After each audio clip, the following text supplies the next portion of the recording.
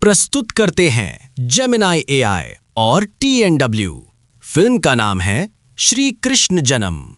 यह कहानी काल्पनिक है, इसका वास्तविकता से कोई संबंध नहीं है और इसका उद्देश्य किसी की भावनाओं को ठेस पहुंचाना नहीं है। ये कथा है मथुरा के राक्षस कंसा की, जिसकी सत्ता पर उसका अहंकार बैठा था। भाई कंसा, तुमने मेरे विवाह में रथ चलाकर मुझे बहुत सम्मान दिया। रुको पापी कंसा, जिसका रथ तुम चला रहे हो, उसका 8वां संतान तुम्हारे विनाश का कारण बनेगा। क्या? मेरा काल? कोई मेरा काल नहीं हो सकता। मैं अभी इसका अंत करता हूं। कांसा, रुक जाओ, इसे छोड़ दो। हम अपनी सारी संतान तुम्हें दे देंगे, वचन है। मैं वचन नहीं, मैं मृत्यु मांगता हूं वसुदेवा। लाओ, मेरा काल किधर है? वासुदेवा, हमारे सब बच्चे सब चले गए। क्या ये सजा कभी खत्म नहीं होगी? हिम्मत रखो देवकी, विधाता का लेख कोई नहीं बदल सकता। और फिर आई वो घड़ी जिसके आगोश में मथुरा का भविष्य छिपा था। मुझे नींद नहीं आ रही। 8वां बच्चा, मेरे काल का संकेत।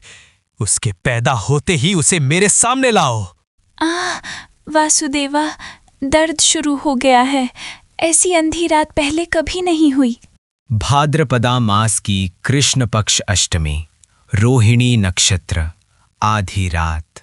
चमत्कार, ये तो कोई साधारण बालक नहीं है देवकी, इसके मुख पर दिव्य तेज है। प्रभु, हम धन्य हो गए। अब क्या होगा? माया ने सभी प्रहारियों को गहरी नींद में डुबो दिया। बंद दरवाजे स्वयं खुलने लगे। मुझे इसे गोकुल ले जाना होगा, जल्दी। लेकिन सामने यमुना थी। उस उफनती नदी को पार करना असंभव था। हे प्रभु, अब आप ही सहारा हैं। जैसे ही जल कृष्ण के चरण छूने को आया, अद्भुत, प्रकृति भी मेरी सहायता कर रही है। गोकुल में नंदा बाबा के घर भी उसी समय योग माया का जन्म हुआ था। कौन? इतनी रात तो कौन है? भाई, कृपया मेरा वचन सुनिए। मुझे ये बालक आपके पास सुरक्षित छोड़ना होगा। बदले में आपकी पुत्री। तुम्हारी आंखों में विश्वास है? जाओ, यहां तुम्हारा बालक सुरक्षित रहेगा। वासुदेवा वापस मथुरा की ओर दौड़े। इस बार बोझ और भी भारी था। वासुदेवा, तुमने कर दिया। अब वो क्या करेगा? भोर होते ही बच्चे के रोने की आवाज कंसा तक पहुंची। 8वां संतान, मेरा काल, लाओ इसे मेरे पास। भाई, ये तो बालिका है, इसे छोड़ दो। आकाशवाणी ने पुरुष संतान कहा था। नहीं, मैं कोई जोखिम नहीं लूंगा। लड़का या लड़की, मृत्यु ही इसका अंतिम सत्य है। हे कंसा, जिसे तू मार रहा है वो तो योग माया है। तेरा काल तो गोकुल में जन्म ले चुका है, तू उसे कभी पकड़ नहीं पाएगा।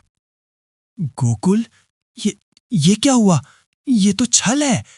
और उस सुबह गोकुल में खुशियों